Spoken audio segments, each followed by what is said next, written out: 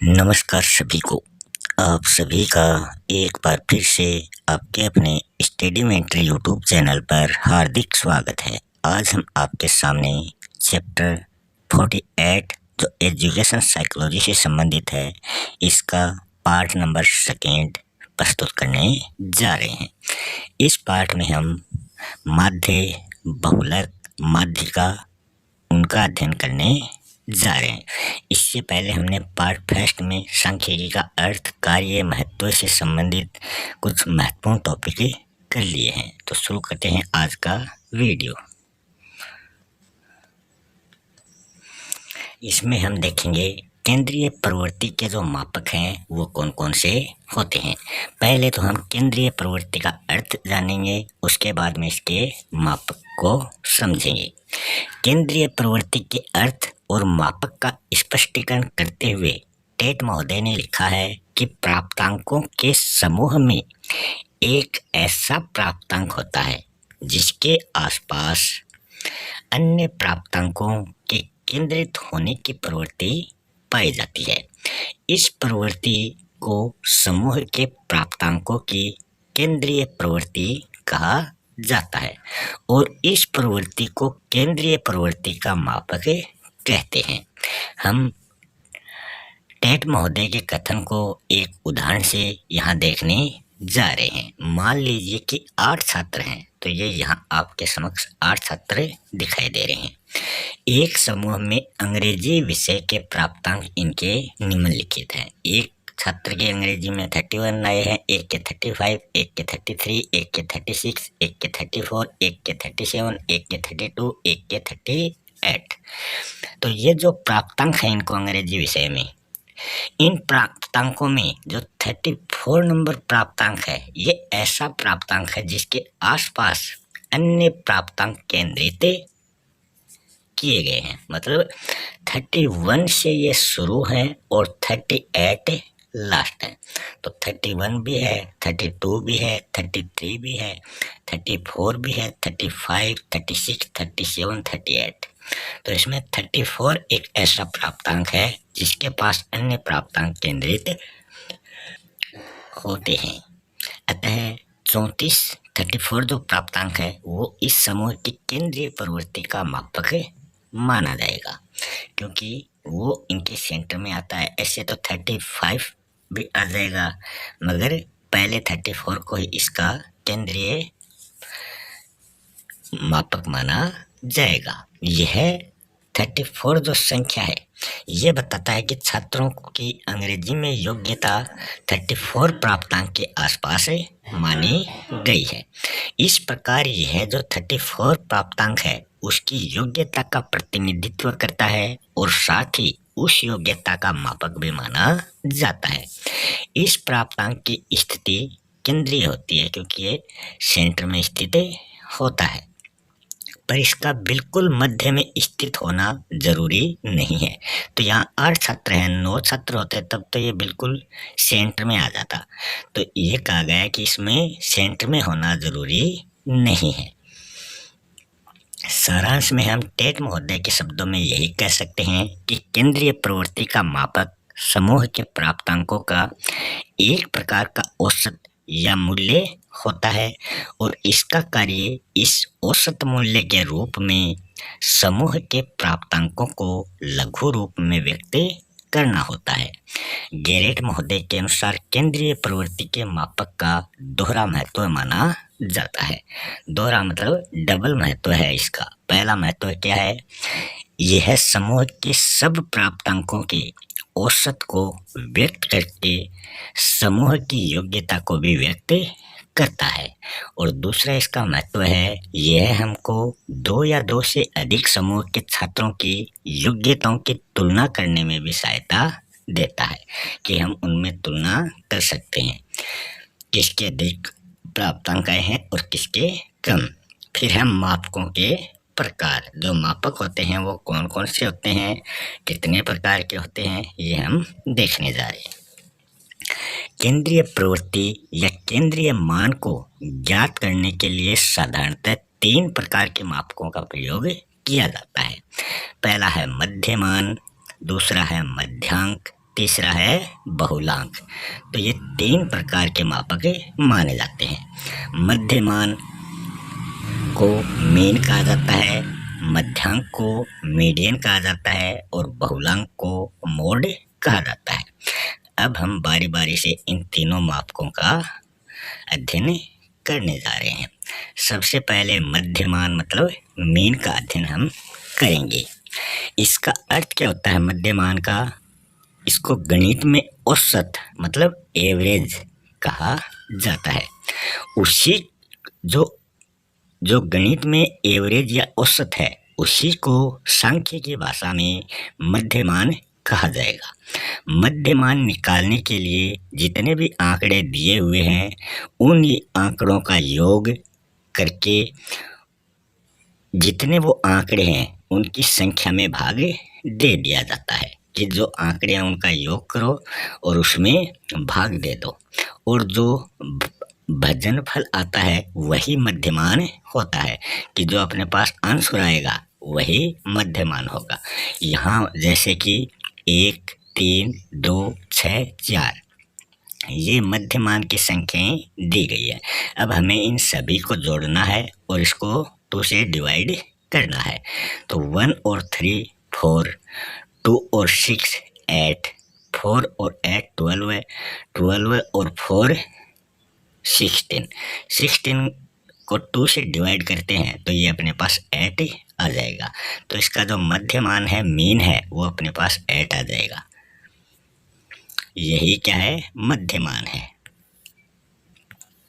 मध्यमान भी 2 प्रकार के आंकड़ों से निकाला जा सकता है।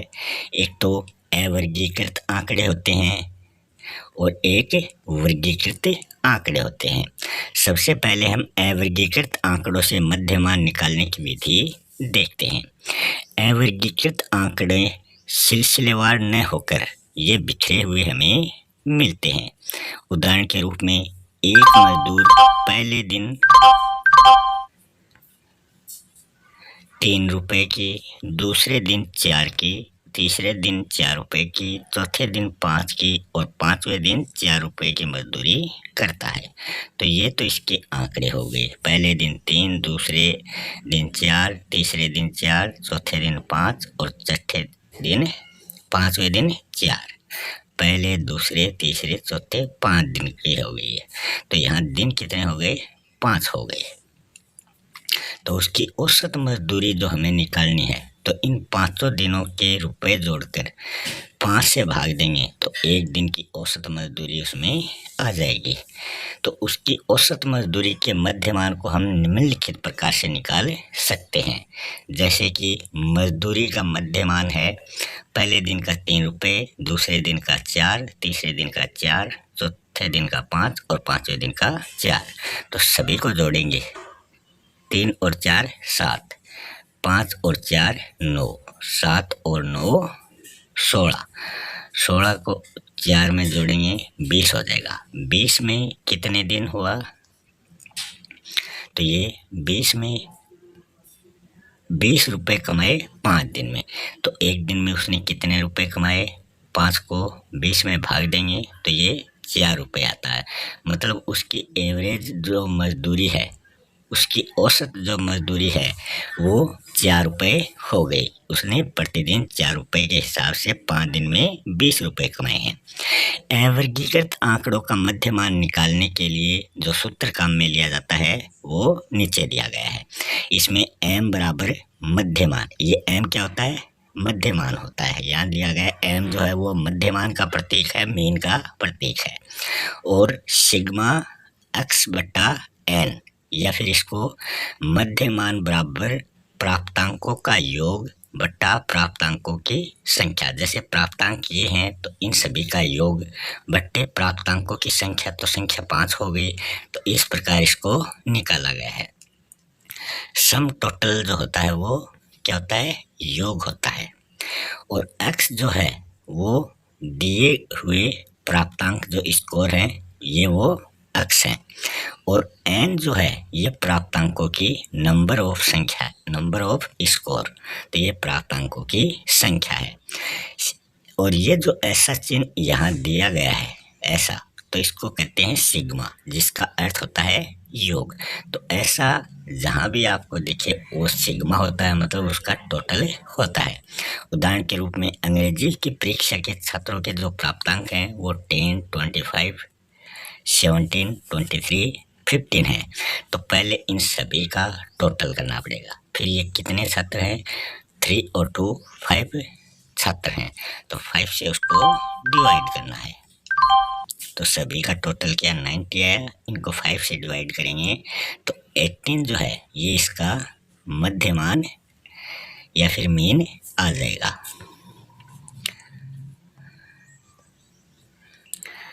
फिर हम देखने जा रहे हैं वर्गीकृत आंकड़ों का मध्यमान निकालने की विधियां। वर्गीकृत आंकड़े जो हैं ये सिलसिलेवार और क्रमबद्ध होते हैं, जैसे 1, 2, 3, 4, 5 ऐसे क्रम से ये आते हैं।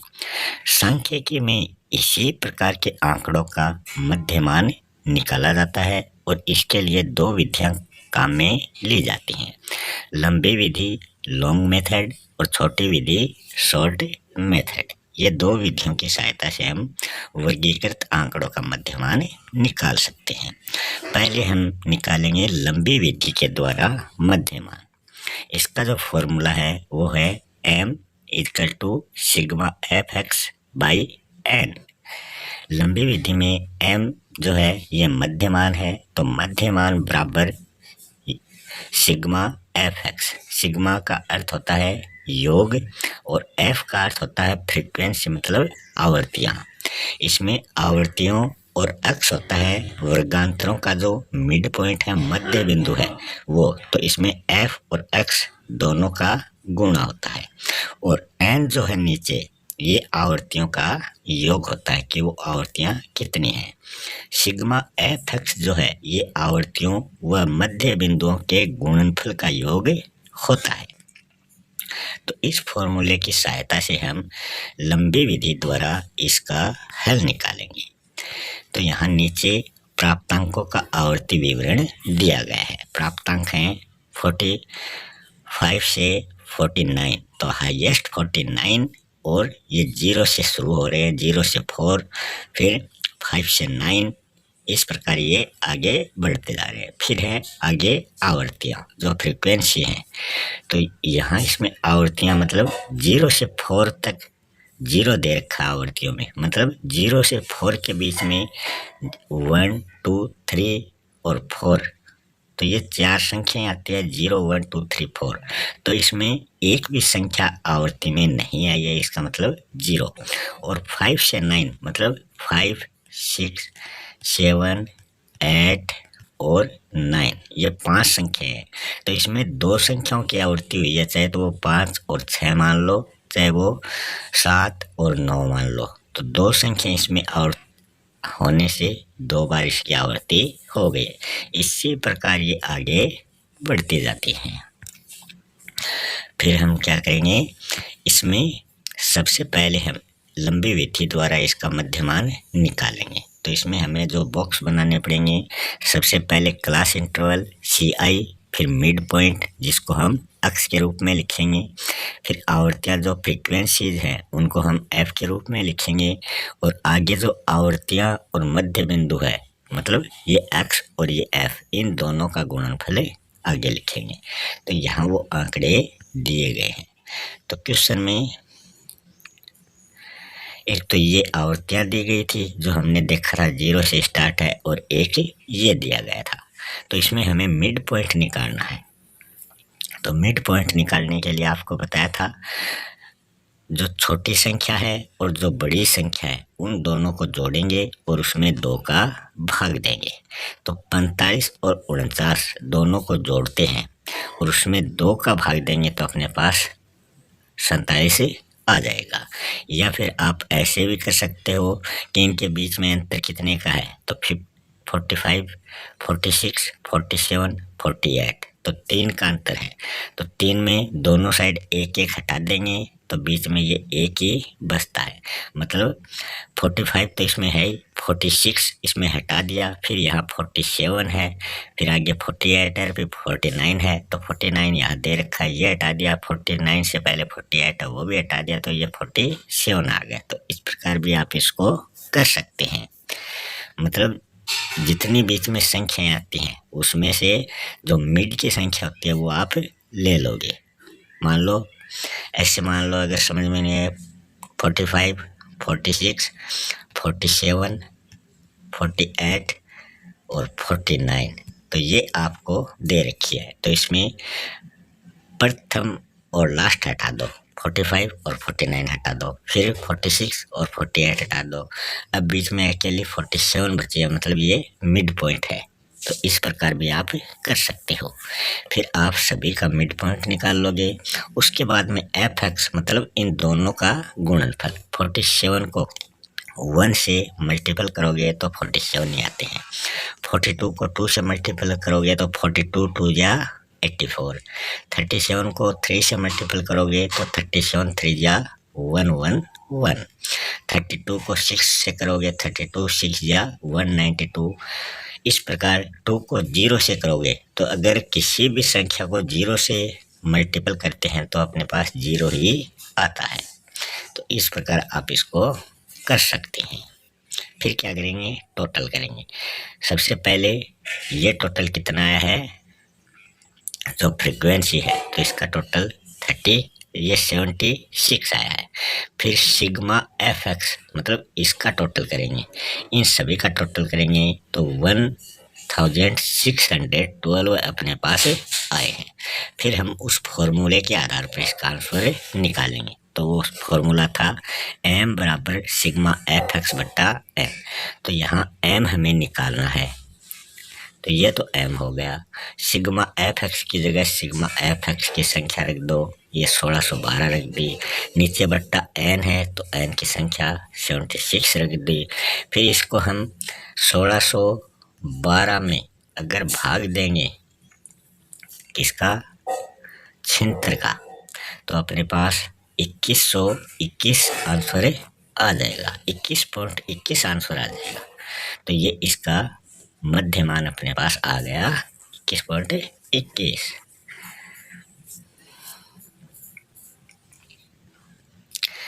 ये या तो 212.8 है या 21.1 है, तो आप इसका भाग देकर इसको देख सकते हैं। फिर इसके जो स्टेप्स है वो देख लेते हैं किस प्रकार से ये हमने किया है। सबसे पहला स्टेप है वर्गांतरों के मध्य बिंदु मिड पॉइंट निकालेंगे, जैसे कि तालिका 6 में अक्ष के स्तंभ में हमने देखे थे। फिर है प्रत्येक वर्गांतर के मध्य बिंदु को उसकी आवर्ती या आवर्तियों से गुणा करेंगे, गुणनफल को एफ एक्स स्तंभ के रूप में लिखेंगे। फिर एफ एक्स स्तंभ की संख्याओं का योग निकालेंगे, जिसको हम सिग्मा एफ एक्स के द्वारा व्यक्त करते हैं। फिर उस योग को अर्थात सिग्मा एफ एक्स को आवर्तियों की संख्या अर्थात जो हमने n के रूप में प्राप्त की जो संख्या है उससे हम भाग देकर मध्यमान मतलब मीन निकालेंगे। ये तो हो गई लंबी विधि। फिर शॉर्ट मेथड से हम इसको कैसे निकालेंगे, आंसर दोनों में सेम आएंगे। छोटी विधि निकालने का सूत्र है m बराबर A M plus sigma F D बट्टा n गुणा सी आई। तो अब हम देख लेते हैं m किसका प्रतीक है, ए एम क्या है, सिग्मा एफ डी क्या है, n क्या है, सी आई क्या है। तो m का तो आपको पता है, आपने पहले देख लिया मध्यमान। n का भी आपने देख लिया, जो फ्रीक्वेंसी है उनका टोटल। सी आई भी आपने देख लिया, क्लास इंटरवल मतलब वर्ग अंतराल। अब ये ए एम और एफ डी ये क्या है, एफ तो फ्रीक्वेंसी है, ये डी क्या आ गया, तो ये हम देखने वाले हैं नीचे। तो यहाँ एम तो मध्यमान, ए एम हो गया कल्पित मध्यमान, हमें कल्पना के आधार पर एक मध्यमान निकालना है। सिग्मा हो गया योग, एफ हो गया आवर्तियाँ फ्रीक्वेंसीज, और डी यहाँ हो गया विचलन।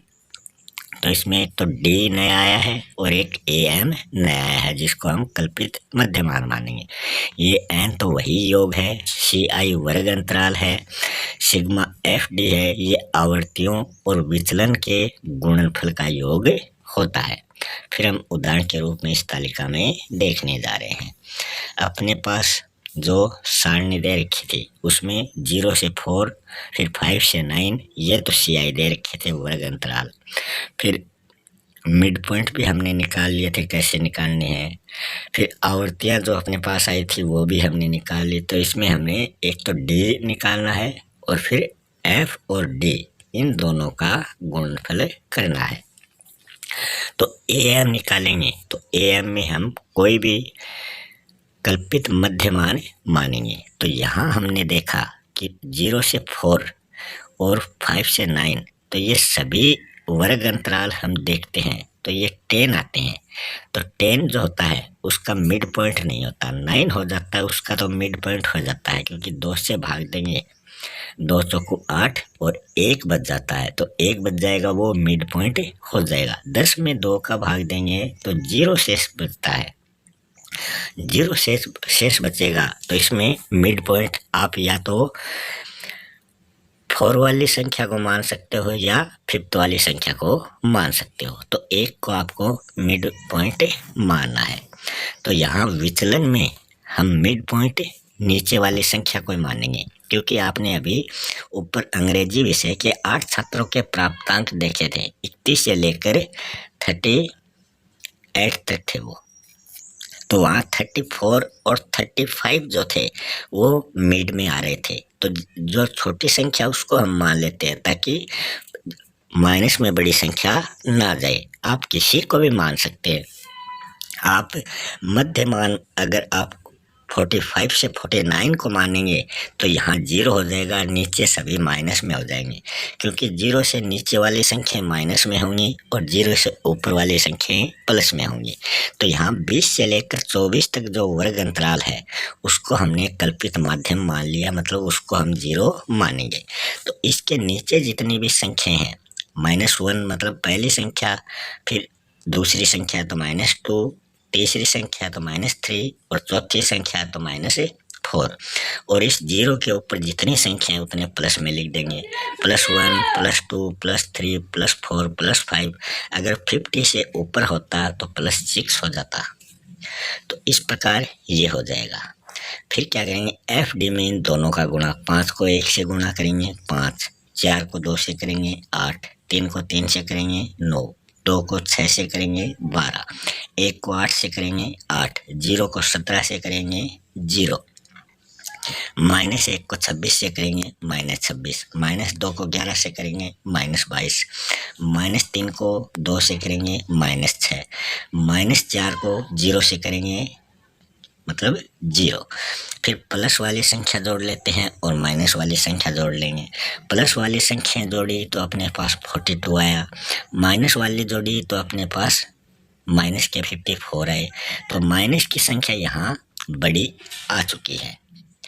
अगर हम 25 और 29 वाले को मानते तब ये माइनस की संख्या और बड़ी आ जाती, तो हम इसको मानते तो ये प्लस में आ जाती है, माइनस में नहीं आती, क्योंकि प्लस वाली बड़ी हो जाती। मगर हम इस पुस्तक के अनुसार चल रहे हैं तो इसी को मान लेंगे। फिर n तो अपने पास पिछले लंबी विधि में भी आ गया था, और ये सिग्मा एफ डी इनका -54 से +42 कम किया तो -12 अपने पास आ गए। अब मध्य के पास का वर्गांतर हमने जो माना था 0 माना था वो था 20 से 24 वाला क्लास इंटरवल। ए एम हमने माना था -22। ये देखो यहाँ 22 क्यों है, क्योंकि ये मिड पॉइंट है। तो मिड पॉइंट ए एम कल्पित माध्य का है, ये मिड पॉइंट है -22। और वर्ग अंतराल सभी में अंतराल कितने का है, 0 से 4 में कितने का है, 4 का है, और 5 से 9 में भी कितने का है, 4 का है। तो सभी में वर्ग अंतराल समान है, मतलब ये 5 का है। और ये अपने पास 22 है, -22 नहीं है, ये 22 है प्लस के। फिर सूत्र निकालेंगे तो फॉर्मूला अपने पास ये था। फॉर्मूले के अनुसार हम संख्या रख देंगे। AM मतलब मिड पॉइंट 22, सिग्मा FD तो ये -12 है, और n अपने पास 76 था, वर्ग अंतराल 5 आ गया। अब हम इसको करेंगे तो हम इसको 12 से काट 6 से काट दें या 3 से काट दें तो इसको कर देंगे। फिर ये -12 को 5 से गुणा करके भी कर सकते हैं। 12 पंजो 60 तो -60/76 है। तो आप इसको भी काट के इसमें कर सकते हैं। तो अपने पास जो मध्यमान m है वो 2121 ही आएगा। तो आंसर वही आएगा 2121 जो हमने लंबी विधि में देखा था। तो दोनों विधियों में चाहे वो लंबी हो चाहे वो छोटी हो, आंसर एक जैसा ही आएगा। फिर हम इसके स्टेप्स देख लेते हैं, सोपान देख लेते हैं कि कैसे हमने ये किया है। मतलब सबसे पहले जो वर्गांतर मध्य में या मध्य के पास हो या जिसकी आकृति सबसे अधिक हो उसका मध्य बिंदु मालूम करना पड़ेगा। यहाँ यह वर्गांतर 20 से 24 वाला होता है। इस मध्य बिंदु को इस वर्गांतर का कल्पित माध्य मानना है और यहाँ मध्य बिंदु 22 है, अतः इसको इस वर्गांतर का कल्पित मध्यमान मान लिया गया है। कल्पित मध्यमान मतलब AM। जिस वर्गांतर के मध्यमान की कल्पना की गई है उसके आगे D स्तंभ में 0 लिख दिया जाता है, क्योंकि जो हमने कल्पित मध्यमान माना है तो विचलन के रूप में हम वहाँ 0 लिख देंगे। 0 से नीचे वाली संख्या माइनस में लिखते जाएंगे, 1 2 3 जितने भी वर्ग अंतराल आए हैं। ऊपर वाली संख्या प्लस में लिखेंगे जितने भी वर्ग अंतराल आते हैं। तो इसका अभिप्राय यह है कि इस वर्गांतर के कल्पित मध्यमान से इसके मध्य बिंदु का विचलन 0 हो जाएगा। 0 के जिस ओर मध्य बिंदुओं का मान अधिक होता है उस ओर विचलन बढ़ता चला जाएगा, और जिस ओर ये कम होता है उस ओर ये कम होता चला जाएगा। तो यहाँ बढ़ने की दिशा में +1 +2 +3 और घटने की दिशा में -1 -2 -3 लिखा जाता है। फिर प्रत्येक वर्गांतर के विचलन मतलब D को आवर्तियों मतलब फ्रीक्वेंसी को गुणा करके गुणनफल FD को FD स्तंभ में लिखा जाता है।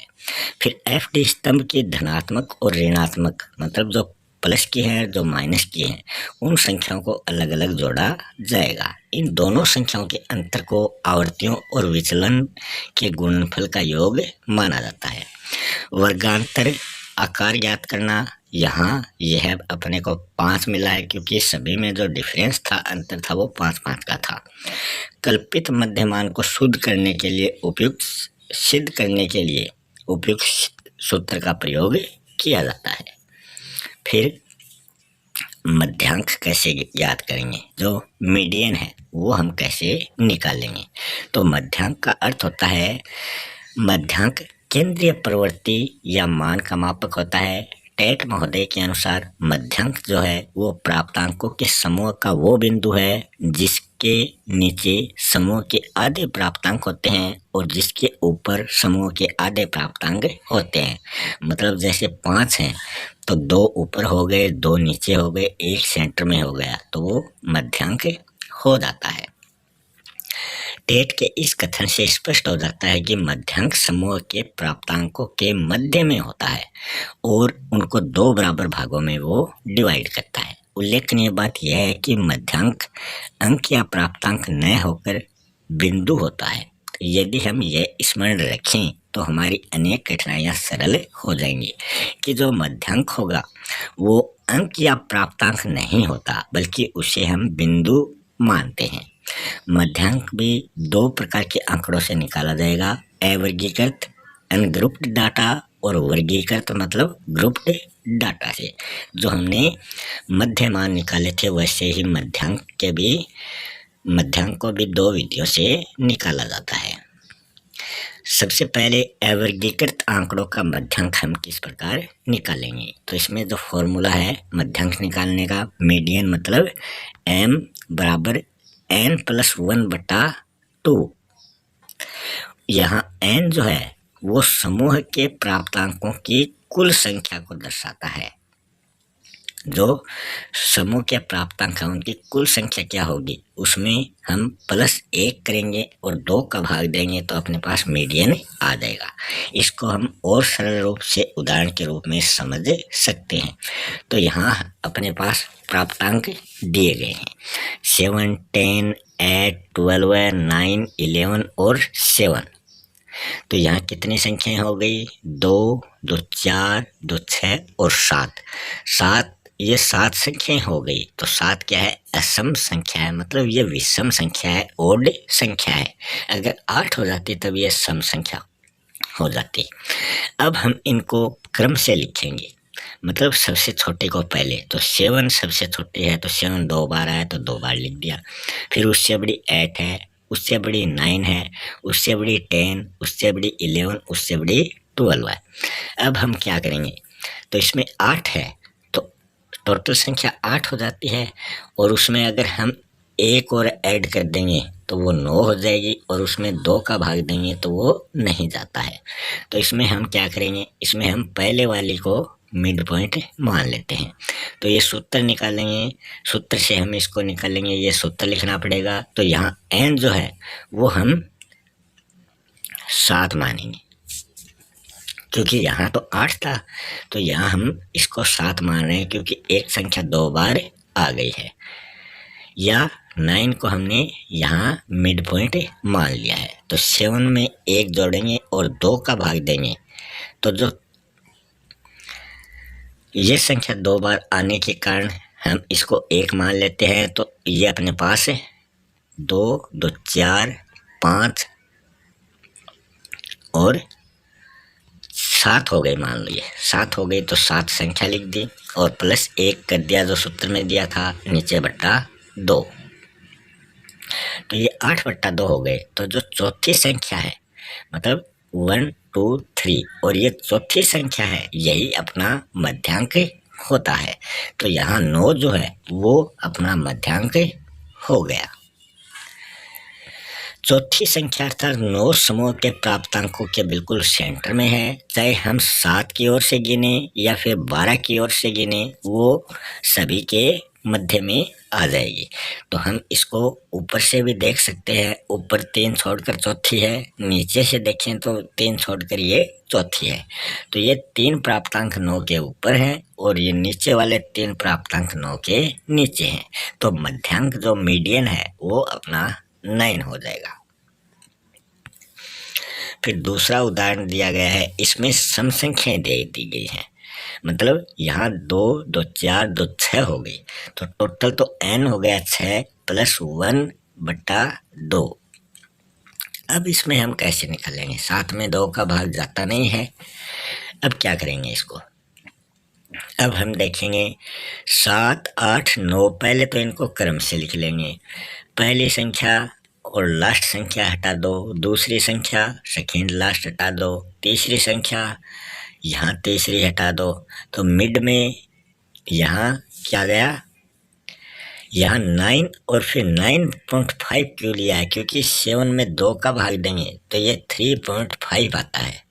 तो 3.5 आता है, मतलब 3 वाली संख्या पहले हटा दो, 7, 8, 9 हटा दी और फिर 9 में 0.5 ऐड किया तो 9.5 अपने पास आ गए। तो इस प्रकार भी आप इसको कर सकते हैं।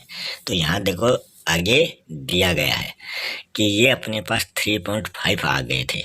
6 + 1 को 2 से डिवाइड किया तो 3.5 आए। तो 3.5 जो है वो 9 + 10 अपॉन 2, तो 19 को 2 से डिवाइड किया तो 9.5 अपने पास आ गए। आप इस प्रकार भी इसको कर सकते हैं।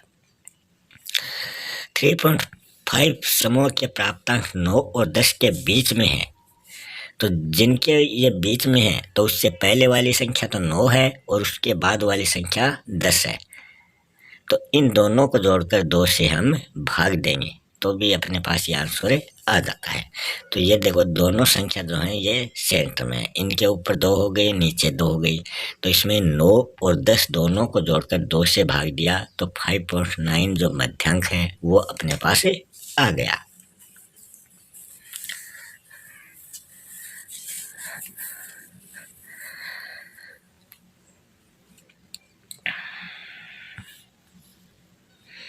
फिर है वर्गीकृत आंकड़ों का मध्यांक निकालने की विधि। इसमें जो फॉर्मूला है वो है मीडियन बराबर L plus N/2 minus E upon FM into CI। यहाँ M मीडियन जो है वो मध्यांक है, L जो है ये मध्यांक वाले वर्गांतर की वास्तविक निम्नतम सीमा लोवेस्ट। जैसे अभी हमने देखा था 45 से 49, तो निम्नतम सीमा जो नीचे है वर्ग अंतराल की सीमा वो 45 है, तो वो L के रूप में आ जाती है। N जो है वो प्राप्तांकों की कुल संख्या है, ये तो हमने देख लिया, इसको हम 2 से भाग दे देंगे। और F जो है ये मध्यांक वाले वर्गांतर के नीचे की सब आवर्तियों का योग है, कि जो मध्यांक होगा उसके नीचे के जो वर्गांतर हैं उनकी आवर्तियों का योग इसमें आ जाएगा। और जो ये F है ये मध्यांक वाले वर्गांतरों की आवर्तियां हैं। तो यहाँ जो ये आपको E दिखाई दे रहा है, ये E नहीं है, ये क्या है, F है यहाँ। और FM मध्यांक वाले वर्गांतरों की आवर्तियां होती हैं और CI वर्ग अंतराल होता है। तो यहाँ हम नीचे उदाहरण के रूप में इसको और समझ सकते हैं। तो यहाँ हम देखें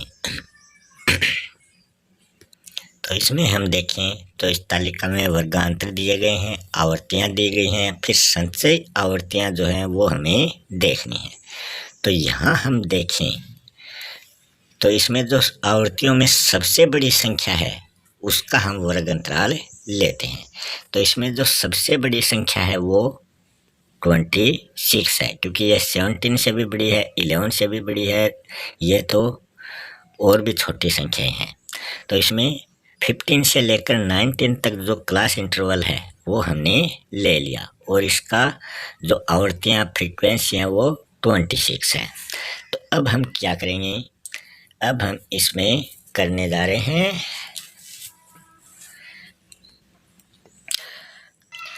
जो हमने पहले किया था कि संचय आवर्तियों में क्या होता है, नीचे से जोड़ना पड़ता है। तो 0 है तो 0 के सामने रह जाएगा, 0 में 2 जोड़ेंगे तो 2 ही रहेगा, और 2 में 11 जोड़ेंगे तो 13 हो जाएगा, 13 में 26 जोड़ेंगे, 13 में 26 जोड़ने पर तो ये 39 हो जाता है, ये 36 नहीं होता 39 होता है। फिर 39 में 17 जोड़ेंगे तो ये 56 हो जाएगा, और 56 में 8 जोड़ेंगे 64 हो जाएगा, 64 में 6 जोड़ेंगे 70 हो जाएगा, 70 में 3 जोड़ेंगे 73 हो जाएगा, 73 में 2 जोड़ेंगे 75 हो जाएगा, और 75 में 1 जोड़ेंगे ये लास्ट में 76 हो जाता है। तो यहाँ जो L के रूप में हमें 15 लेना पड़ेगा।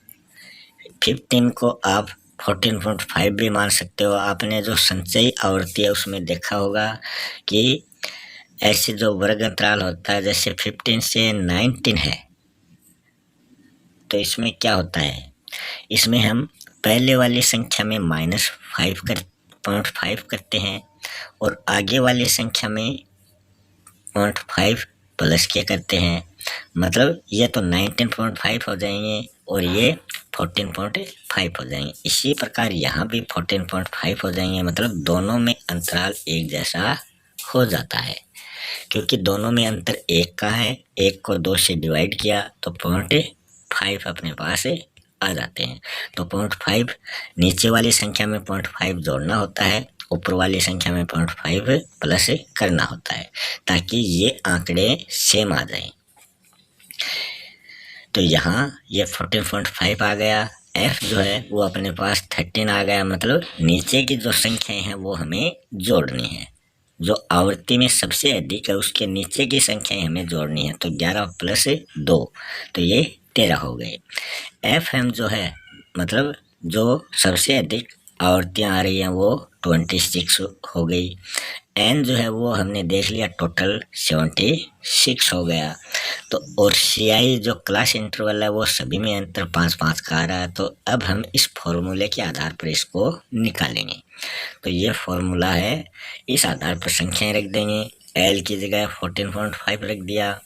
एन अपने पास 76 था, इसमें 2 से इसको डिवाइड करना है, माइनस एफ के रूप में अपने पास 13 आ गए, नीचे की जो संख्या थी उसका योग, और एफ एम अपने पास 26 आया था, और वर्ग अंतराल अपने पास 5 आ गया था। अब 5 को 2 से गुणा करके 10 कर दो, 10 को 26 में अगर आप भाग दोगे तो 2.6 नीचे आ जाएगा। 14.5 में 2.6 का भाग दोगे तो 19.31 अपने पास इसका मध्यांक आ जाएगा।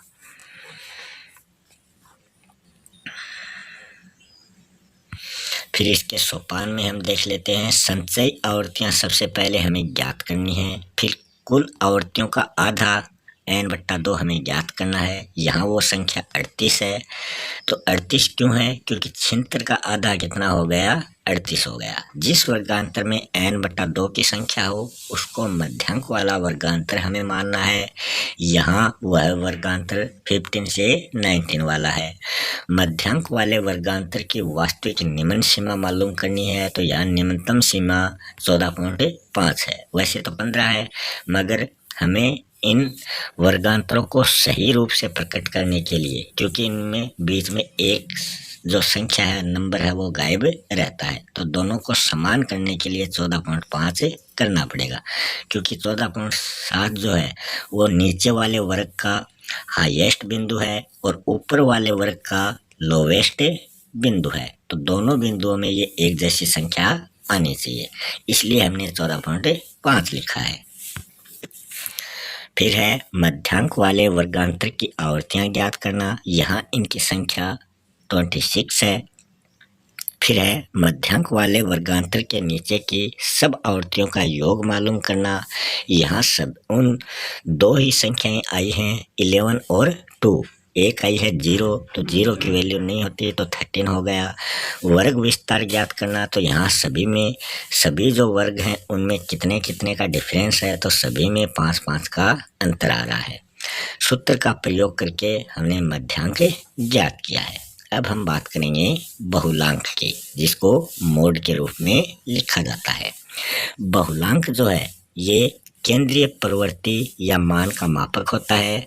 क्रो एंड क्रो के अनुसार दिए हुए प्राप्तांकों के समूह में जो प्राप्तांक बहुधा सबसे ज़्यादा आता है उसे ही बहुलांक कहा जाएगा, कि जो संख्या जितनी ज़्यादा आएगी वही बहुलांक कहलाती है। बहुलांक के आंकड़ों को भी हम 2 विधियों से ज्ञात करेंगे, वर्गीकृत आंकड़े और अवर्गीकृत आंकड़े। सबसे पहले अवर्गीकृत आंकड़ों का बहुलक निकालने की विधि हम देख लेते हैं। अवर्गीकृत आंकड़ों या प्राप्तांकों को केवल देखकर ही बहुलांक को ज्ञात किया जा सकता है। तो यहाँ कोई संख्या दी गई है, इनमें आप आसानी से बहुलांक ज्ञात कर सकते हो। यहाँ 10, 11, 11, 12, 12, 13, 13, 13, 14, 14। अब आप देखोगे 10 तो 1 टाइम ही है, तो ये तो बहुलांक नहीं हो सकते। 11 2 टाइम है, 12 2 टाइम है, 14 2 टाइम है, मगर 13 जो है ये सबसे अधिक बार आया है, मतलब 3 बार आया है। और संख्याएं 2 बार आई हैं, एक संख्या 1 बार आई है, और 13 जो है ये 3 बार आई है, तो सबसे अधिक बार आई है, तो यही क्या हो जाएगा? बहुलांक हो जाएगा। तो ये बहुलांक अवर्गीकृत आंकड़ों से निकालना बहुत ही आसान होता है। इस समूह में 13 जो है वो सबसे अधिक बार आया है, अतः इसका बहुलांक 13 हो गया। यहाँ बहुलांक के संबंध में कुछ विशेष परिस्थितियों का उल्लेख भी कर देना आवश्यक है, और वो परिस्थितियाँ कौन सी हैं?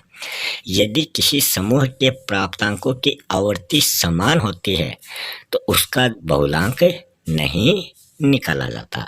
कि प्राप्तांकों की आवर्ती अगर समान हो जाएगी तो उसका बहुलांक नहीं निकलता। जैसे 2, 7, 6, 9, 8, 5, 4, प्रत्येक अंक 1 बार आया है, तो सभी में 1-1 का अंतर है, 1 बार आया है, तो इसका बहुलांक नहीं निकाला जाता। दूसरे में 2, 2, 2, 7, 7, 7, 6, 6, 6, 9, 9, प्रत्येक संख्या 3-3 बार आ रही है, तो इसका भी बहुलांक नहीं निकाला जाएगा। तो इस प्रकार ऐसी संख्याओं का बहुलांक नहीं निकलता। अगला बिंदु है, यदि किसी समूह में दो प्राप्तांकों की आवर्तियां लगभग बराबर होती हैं और यदि ये आवर्तियां दूसरे प्राप्तांकों की आवर्तियों से अधिक हैं तो बहुलांक इन दोनों का एवरेज औसत हो जाएगा। जैसे 1 1 2 2 2, 3 3 3 4 बार, 4 4 भी 4 बार, 5 2 बार, 6 2 बार, 8 1 बार। तो इसमें 3 3 4 बार आया है और 4 4 4 बार आया है। दोनों का औसत निकालेंगे तो इस समूह में 3 और 4 की आवर्ती 4 बार हुई है। तो इतनी बार किसी दूसरे प्राप्तांक की आवर्ती नहीं हुई है। अतः इस समूह के प्राप्तांकों का जो बहुलांक है वो हो जाएगा 3 और 4। इन दोनों को जोड़कर 2 का भाग देंगे तो 3.5 अपने पास आ जाएगा, वही इसका बहुलांक हो जाएगा। यदि किसी समूह के दो प्राप्तांकों की आवर्तियां अपने पास के प्राप्तांकों से अधिक हों और यदि ये दोनों प्राप्तांक एक दूसरे के पास नहीं हो तो इन दोनों प्राप्तांकों को बहुलांक मान लिया जाता है। जैसे 1 1 2 2 3 बार आया है, 3 3 5 बार आया है, 4 4 3 बार आया है, 5 5 5 4 बार आया है, 6 6 3 बार आया, 7 7 2 बार, 8 1 बार।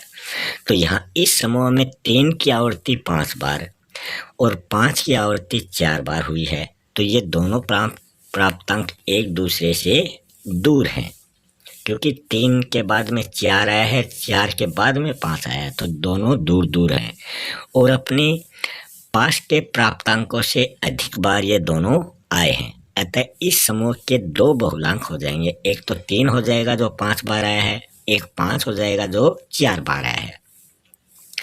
ऐसे समूह को द्विबहुलांकी समूह भी कहा जाता है। फिर है वर्गीकृत आंकड़ों से बहुलांक किस प्रकार निकालेंगे। तो इसके लिए सूत्र है बहुलांक इजकल टू 3 मध्यांक माइनस 2 मध्यमान। तो ये इसका वर्गीकृत आंकड़े निकालने का ये सूत्र है। मोड बराबर 3 मीडियन माइनस 2 मीन। दूसरा सूत्र हो जाएगा मोड बराबर L प्लस एफ ए बट्टा F A plus F B गुणा सी आई। तो एफ बी यहाँ आप फेसबुक मत समझ लेना, तो एफ बी यहाँ क्या होता है वो भी हम देख लेते हैं। तो यहाँ L जो है वो किसको प्रकट करता है, L करेगा बहुलांक वाले वर्गांतर की वास्तविक न्यूनतम सीमा, जो अभी आपने देखी थी 15 से 19 है। तो इसकी न्यूनतम सीमा 15 है। 15 को हम संचय के रूप में लिखेंगे तो 14.5 आ जाएगा। संचय बारंबारता के रूप में अगर उसको लिखते हैं तो वो 14.5 आ जाएगा। तो ये तो L की जगह लिखना है। एफ ए की जगह लिखना है बहुलांक वाले वर्गांतर के ठीक ऊपर के वर्गांतर की आवर्तियां, कि जो बहुलांक है उस वर्गांतर के ठीक ऊपर वाले वर्गांतर की जो फ्रीक्वेंसी है, जो आवर्ती है, वो एफ ए में लिखनी है। एफ बी में लिखनी है बहुलांक वाले वर्गांतर के नीचे के वर्गांतर की आवर्तियां, कि जो बहुलांक है, बहुलांक मान लो यहाँ है, ये बहुलांक है, सबसे अधिक बार आने वाली संख्या, इससे ऊपर वाली तो एफ ए हो जाएगी और इसके नीचे वाली एफ बी संख्या हो जाएगी। फिर सी आई वही वर्ग विस्तार होता है। फिर अनुमानित व वास्तविक बहुलांक कैसे निकाला जाएगा। अवर्गीकृत प्राप्तांकों के बहुलांक को अनुमानित बहुलांक कहा जाता है। वर्गीकृत प्राप्तांकों में यह बहुलांक साधारणतः उस वर्गांतर का मध्य बिंदु होता है जिसकी आवर्तियां सबसे अधिक होती हैं। नीचे की तालिका में सबसे अधिक आवर्तियों का वर्गांतर 15 से लेकर 19 तक दिया गया है। इस वर्गांतर का जो मध्य बिंदु है वो 17 हो जाएगा, क्योंकि 15 16 17 18 19 इस प्रकार ये 5 हो गए। 5 में 2 2 15 और 16 और इधर 18 19 कट जाएंगे तो बीच में सेंटर में 17 रहेगा। या 15 और 19 को जोड़कर 2 का भाग देंगे तो भी अपने पास 17 आ जाएगा। अतः यही क्या है, अनुमानित बहुलांक है। जब हम आवर्ती विवरण में बहुलांक निकालते हैं तब हम अनुमानित बहुलांक न निकालकर वास्तविक बहुलांक निकालेंगे। अनुमानित बहुलांक वास्तविक बहुलांक के बिल्कुल बराबर न होकर करीब करीब बराबर होता है। उदाहरण के रूप में हम देखें कि पहले सूत्र द्वारा बहुलांक हम निकालेंगे। यहाँ मध्यांक जो अपने पास आया था वो 19.31 था, मध्यमान आया था 21.21 बहुलांक का सूत्र हो जाएगा m बराबर 3 मीडियन माइनस 2 मीन। तो यहाँ 19.31 को तो 3 से मल्टीपल करना है, 21.21 को 2 से मल्टीपल करना है, फिर ये संख्याएं अपने पास आ जाती हैं। तो पहली वाली संख्या से दूसरी वाली संख्या घटानी है और अपने पास बहुलांक आ जाएगा। तो 15.51 अपने पास बहुलांक आ गया। फिर दूसरे सूत्र द्वारा बहुलांक निकालेंगे जो अपने पास ये फॉर्मूला आया था। तो इसमें L जो है वो न्यूनतम सीमा हो जाएगी वर्ग अंतराल की, जो हमने देखी थी 15 से 19 था, तो उसको हमने संचयी आवृत्ति के रूप में लिख लिया, तो ये 14.5 आ जाएगा। तो L की जगह 14.5 आ जाएगा। F है फ्रीक्वेंसी, मतलब उसकी जो वर्ग अपना बहुलांक आया है उससे ऊपर वाली जो संख्या आई है वो 17 है, और बहुलांक से नीचे वाली संख्या आई है, यहाँ जो संख्या आई है वो 11 है, और सभी में अंतर जो है ये 5 का है। तो इसको हम यहाँ लिख देते हैं। फिर यहाँ हम देखेंगे 14.5 प्लस 3.03, क्योंकि इधर का हमने ये सोल्व किया है इतना, तो ये 3.03 आ गया। इसमें हम इसको जोड़ेंगे तो 17.58 जो है ये बहुलांक अपने पास ही आ जाता है। अब हम देख लेते हैं ये 17 और 11 कहाँ से आए हैं, तो ये हम उस तालिका में देखेंगे। अभी हमने जो संख्या देखी थी ये मान लो बहुलांक हो गया, तो इससे ऊपर वाली संख्या f है और नीचे वाली संख्या f भी हमने देखी थी, तो ये वो 17 और 11 है। अब हम इसके स्टेप्स देख लेते हैं किस प्रकार हमने निकाला है। अनुमानित बहुलांक का सबसे अधिक आवृत्तियों वाले वर्गांतर में होना, यहाँ वर्गांतर 15 से 19 वाला है। बहुलांक वाले वर्गांतर की वास्तविक न्यूनतम सीमा ज्ञात की जाती है, वो है 14.5। बहुलांक वाले वर्गांतर के ठीक ऊपर के वर्गांतर की आवृत्तियां हमें देखनी है, तो उनकी संख्या 17 है। बहुलांक वाले वर्गांतर के नीचे की आवृत्तियां देखनी है, वो 11 हैं। फिर वर्ग अंतराल देखना है, वो सभी में 5 का है। फिर सूत्र का प्रयोग करके बहुलांक निकाला जाता है। यहाँ नोट दिया है, पहले सूत्र से बहुलांक 15.51 और दूसरे सूत्र से बहुलांक 17.58 निकलता है। अतः दोनों के मान में अंतर हमें देखने को मिलता है, एक जैसे ये नहीं है। इसलिए फर्ग्यूसन महोदय ने इसके संबंध में कहा है कि बहुलांक का व्यवहारिक महत्व कम होता है। इसका प्रयोग साधारणतः तभी किया जाता है जब प्राप्तांकों की संख्या बहुत ज्यादा होती है। फिर हम देखेंगे मापकों का प्रयोग या फिर इनकी आवश्यकता, कि इनका प्रयोग क्यों किया जाता है, इनकी क्या आवश्यकता है।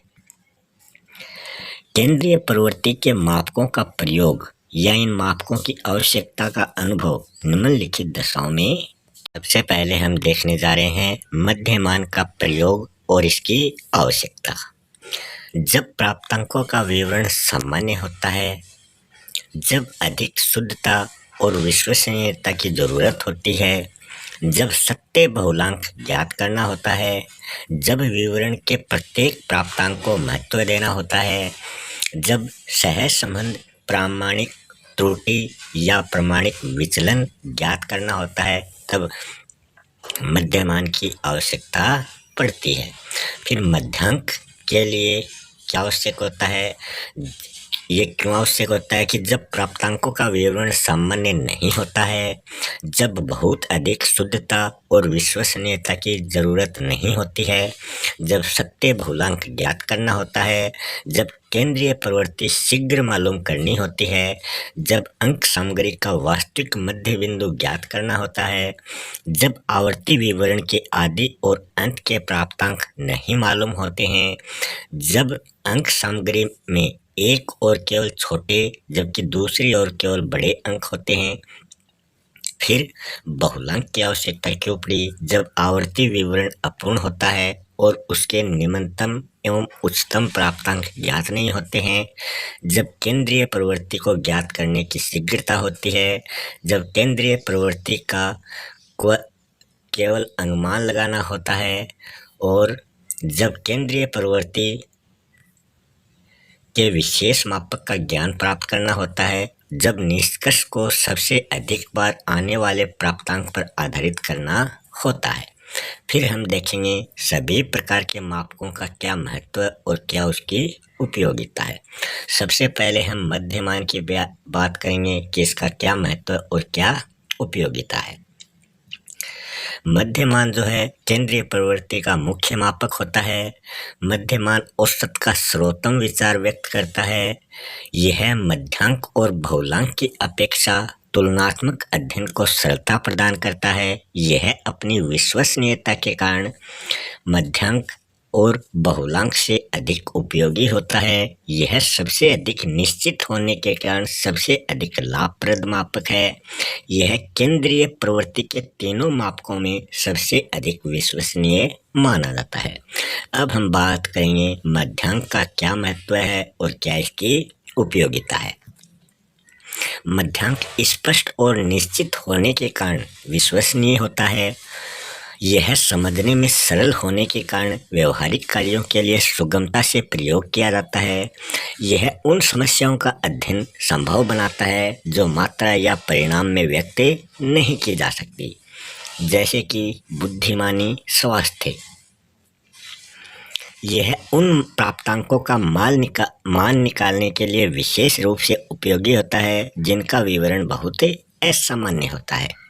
यह कुछ अर्थों में मान औसत का विशेष रूप से वास्तविक और स्वाभाविक स्वरूप है। अब हम बात करेंगे बहुलांक का क्या महत्व है और क्या इसकी उपयोगिता है। यह समझने और निश्चित करने में सरल होता है। यह केंद्रीय प्रवृत्ति का विशेष सूचक होता है। यह केवल प्राप्तांकों को देखकर ही निश्चित किया जा सकता है। यह आवर्ती विवरण की केंद्रीय प्रवृत्ति का सुगमता से अनुमान देता है। यह अत्यधिक प्राप्तांकों के लिए शीघ्रता और सरलता से प्रयोग किया जा सकता है।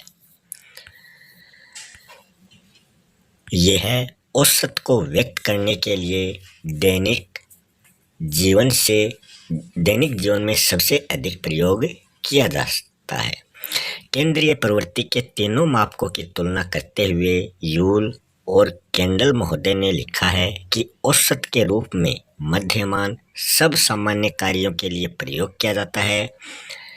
मध्यमान की तुलना में मध्यांक जो है वो कुछ अधिक सरलता से ज्ञात हो सकता है।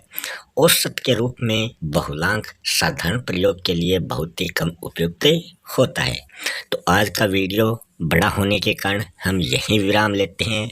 इसके थर्ड पार्ट में हम इस चैप्टर को कंप्लीट करेंगे। अगर आपको वीडियो अच्छा लगे तो चैनल को सब्सक्राइब करें, वीडियो को लाइक व शेयर करें और अपने अमूल्य सुझाव भी कमेंट बॉक्स में ज़रूर दें। मिलते हैं नेक्स्ट वीडियो में एक नए टॉपिक के साथ। तब तक के लिए धन्यवाद।